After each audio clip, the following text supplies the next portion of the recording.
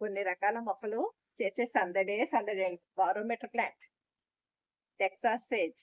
ఆ ఈ రోజు ఇలాగ న్యూస్ పేపరు, ఈ మొక్క పక్క పక్కన పెట్టుకుని ఎత్తుకున్నాను అనుకుంటున్నారు. ఒక పక్కనేమో శీతాకాలం వెళ్ళిపోయి ఎండాకాలం మొదలవుతుందండి. ఎండలు కూడా మెల్లిమెల్లిగా ముదురుతున్నాయి.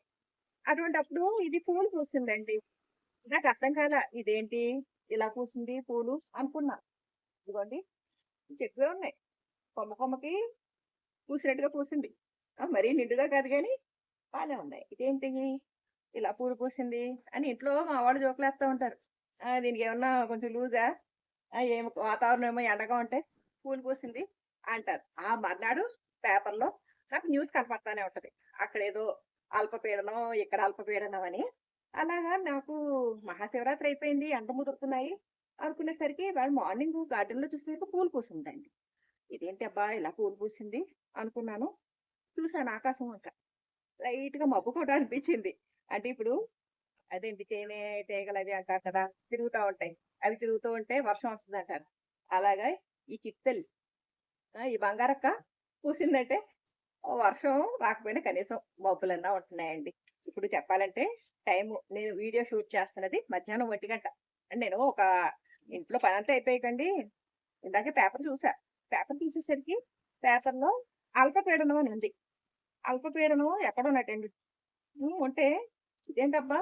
ఇదిగోండి దక్షిణ బంగాళాఖాతంలో అల్పపీడనం. నైరుతి బంగాళాఖాతంలోకి ప్రవేశించి తీవ్ర అల్పపీడనంగా బలపడనుంది అని న్యూస్ వచ్చింది.